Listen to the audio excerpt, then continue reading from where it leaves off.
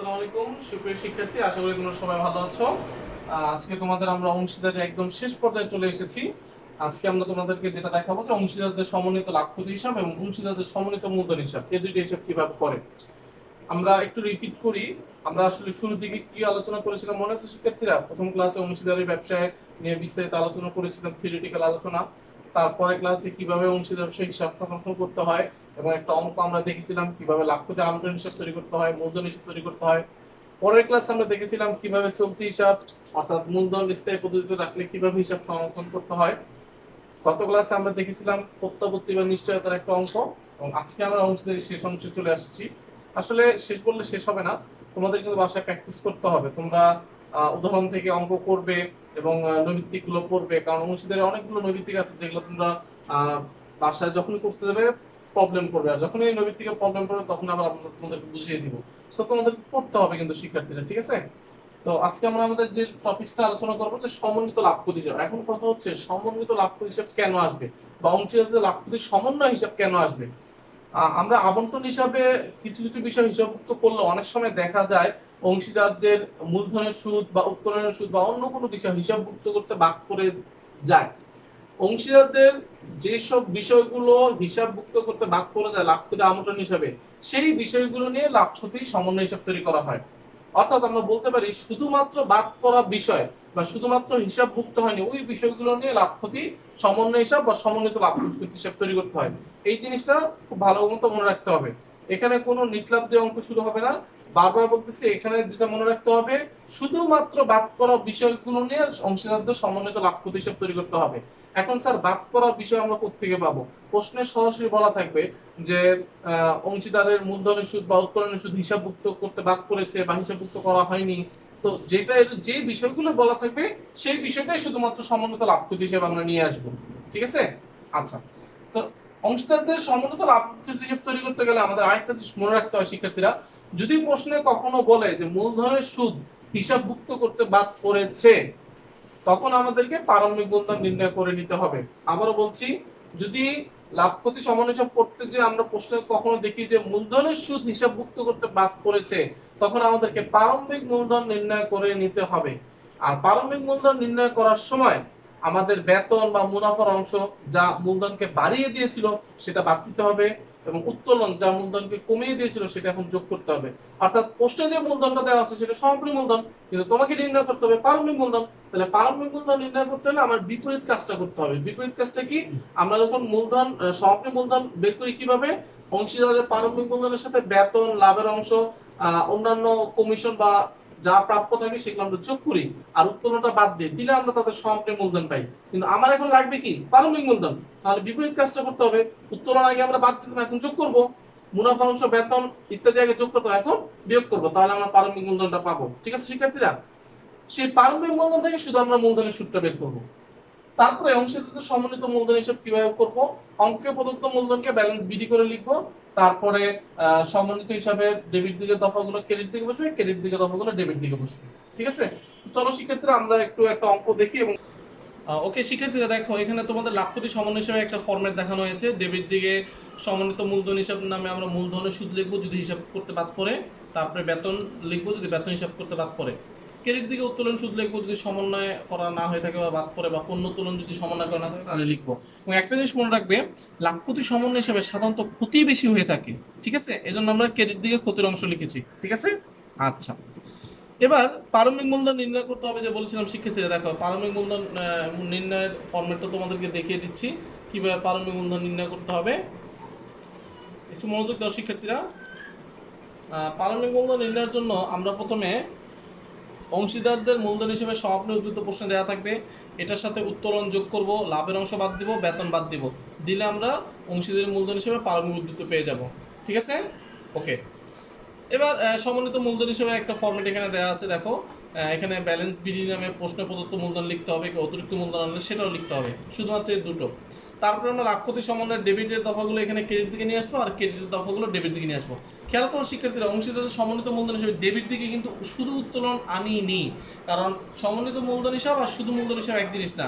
সমন্বিত মূলধন হিসেবে শুধুমাত্র বাদ পড়া বিষয়গুলোকে প্রাধান্য দিতে হয়, এজন্য এখানে উত্তোলন হিসাব আসবে না। ঠিক আছে? আচ্ছা শিক্ষার্থীরা, এখন আমরা একটা অঙ্কে চলে যাবো। দেখো তোমরা অঙ্কটা আমরা প্রশ্নটা পড়ছি তোমাদেরকে, তোমাদের সুবিধার জন্য পড়ে দিচ্ছি এবং খুব ভালো মতো মনোযোগ দিতে হবে। আমি এরকম একটা অঙ্ক চুজ করেছি যাতে তোমরা এখানে অনেক কিছু শিখতে পারো। আচ্ছা, তো কোশ্চেনটা আমি এখন পড়বো, তোমরা খেয়াল করো। সুমি, রুমি, ভূমি একটি অংশীদার ব্যবসায় 3জন অংশীদার। তারা ব্যবসার লাভ ক্ষতি যথাক্রমে 4-2-2 অনুপাতে বন্টন করে নেয়। 2014 সালে 31 ডিসেম্বর তারিখে অংশীদারদের উত্তোলন, বেতন, মুনাফার অংশ সমন্বয়ের পর তাদের মূলধন হিসেবে উদ্বৃত্ত ছিল যথাক্রমে 1,60,000, রুমির 1,30,000, ভূমির 1,00,000 টাকা। কিন্তু পরবর্তীতে দেখা গেল যে অংশীদারি চুক্তি অনুযায়ী মূলধন আর উত্তোলনের উপর বার্ষিক 15% সুদ ধার্যকরণ বাদ পড়ে গেছে। এই যে শিক্ষার্থীরা দেখো, হ্যাঁ এখানে বলে দিয়েছে যে অংশীদারদের মূলধন আর উত্তোলনের উপর সুদ ধার্যকরণ বাদ পড়ে গিয়েছে। ঠিক আছে। আচ্ছা, তারপরে বলা আছে অংশীদারদের পুরো বছরের সর্বমোট উত্তোলনের পরিমাণ দেওয়া আছে। সুমির বেতন মাসপ্রতি দেওয়া আছে, ভূমির বেতন 24,000 টাকা ডেবিট করার পর কিন্তু মূলধন উত্তোলনের সুদ ধার্য করার পূর্বে 2014 সালের লাভের পরিমাণ দাঁড়িয়েছিল 1,00,000 টাকা। আচ্ছা, এখানে বেতন আর দুজনেরই বেতন ডেবিট করার পর যে কথাটা বলা আছে, আসলে এখানে বেতন ডেবিট করার পর ক্রেডিট করার পর এখানে এই জাতীয় কথার কোনো ইফেক্ট নেই। শেষের লাইনটা ইম্পর্টেন্ট অঙ্কের জন্য। অংশীদারদের ব্যবসার মূলধন 3,60,000 টাকা রাখার লক্ষ্যে স্ব মূলধন লাভ ক্ষতি বন্টন হিসাবে সমন্বয়ের ব্যাপারে সম্মত হয়েছে। এই শেষের লাইনটা আমাদের মূলধন হিসাবে ভালো করে বুঝতে হবে। তো শিক্ষার্থীরা দেখো অঙ্কের কত বলেছে প্রারম্ভিক মূলধনের পরিমাণ। তো আমরা প্রারম্ভিক মূলধন নির্ণয়ের সময় প্রথমে প্রশ্নে প্রদত্ত মূলধন যেটা, এই যে খেয়াল করো, এই যে 3 জনের মূলধন দেওয়া আছে 1,60,000, 1,30,000, 1,00,000, এই টাকা দিয়ে আমরা শুরু করব। এই যে দেখো শিক্ষার্থীরা তোমাদের জন্য করে দেওয়া হয়েছে এখানে। হ্যাঁ, এখানে দেখো সমাপনী মূলধন দেওয়া আছে,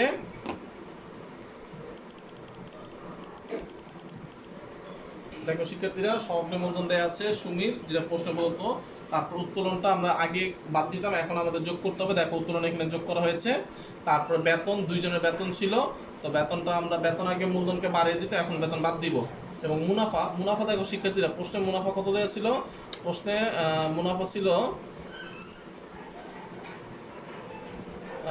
ব্যবসার মুনাফা ছিল 1,00,000 টাকা। এই যে 1,00,000 টাকা, এটা ভাগ হবে 4-2-2 অনুপাতে, সেটা এখানে ভাগ করে দেওয়া হয়ে গেছে। ঠিক আছে, ঠিক আছে।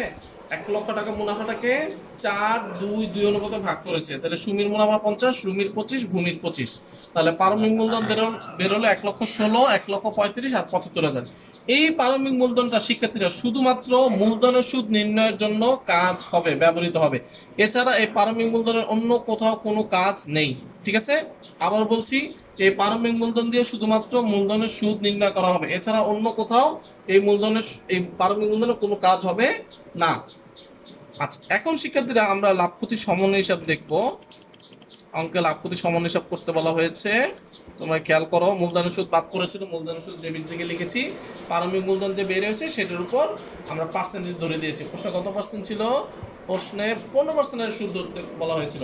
তাহলে আমরা কত যে প্রারম্ভিক মূলধন নির্ণয় করলাম সেটার 15% সুদ এখানে বসিয়ে দিলাম। ঠিক আছে। এরপর দেখো উত্তোলনের সুদ বাদ পড়েছিল, উত্তোলনের সুদ আমরা বসাবো। উত্তোলনের 15% ধরবো, গড় সময়ের উত্তোলনের সুদ ধরবো শিক্ষার্থীরা। উত্তোলন এই যে বলা আছে 36, এই যে খেয়াল করো প্রশ্নে 36, 30, 24 এই টাকার উপর 15% 6/12, 6 মাসে ধরতে হবে।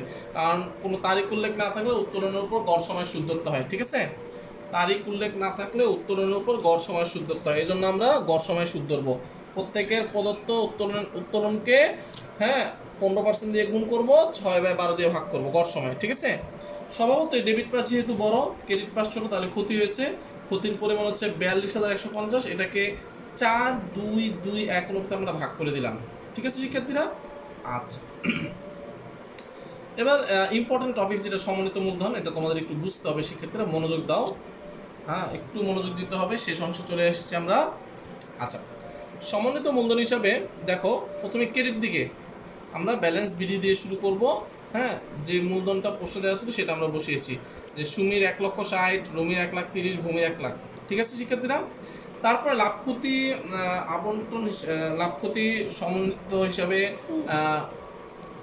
লাভ ক্ষতি সমন্বিত হিসাবের ডেবিট দিকে মূলধনের সুদ ছিল, সেটা ক্রেডিট দিকে চলে আসলো, এবং ক্রেডিট দিকে উত্তোলনের সুদ ছিল এবং সমন্বয়জনিত ক্ষতি ছিল, সেটা ডেবিট দিকে চলে আসলো। ঠিক আছে, লাভ ক্ষতির সমন্বয় হিসাব নামে লিখে। এখন এই অঙ্কের যেটা ইম্পর্টেন্ট, লাভ ক্ষতির সমন্বয় হিসেবে জিনিসগুলো বসালাম, তারপরে একটা কাজ রয়ে গেছে, সেটা হচ্ছে দেখো প্রশ্নে একটা কথা বলেছিল যে অংশীদারগণ মোট মূলধন 3,60,000 টাকায় রাখতে চায় স্ব মূলধন অনুপাতে, ঠিক আছে, লাভ ক্ষতি বন্টন অনুপাতে রাখতে চাচ্ছে। এটা আমরা কিভাবে হিসাব করব একটু খেয়াল করো শিক্ষার্থীরা। সুমির 1,60,000 আছে প্রারম্ভিক মূলধন, তার আর মূলধনের সুদ বাবদ এখানে আসলো 1,250 টাকা ক্রেডিট দিকে, ঠিক আছে।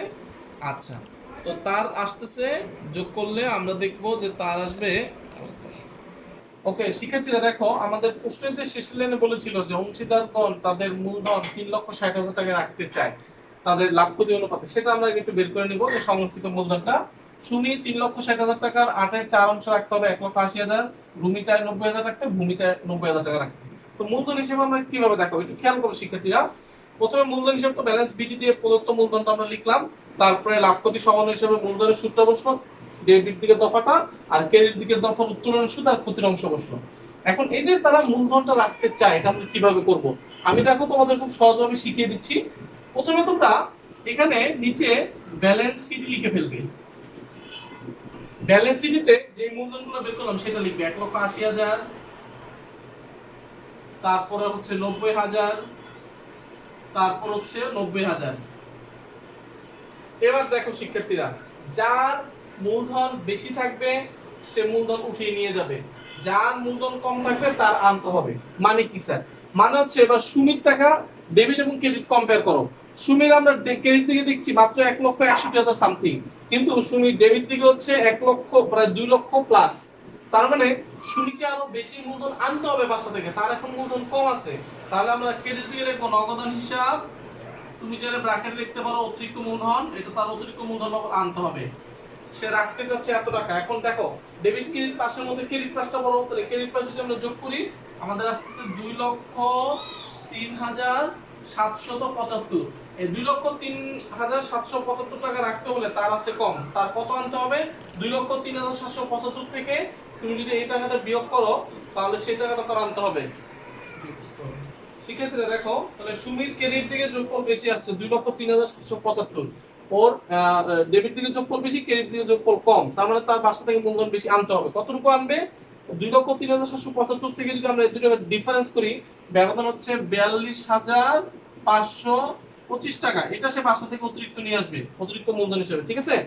এবার আসলে রুমিরটা আমরা দেখি। রুমির শিক্ষার্থীরা সরি এখানে কালেকশন হবে, এখানে হবে 42,000 পার্থক্যটা।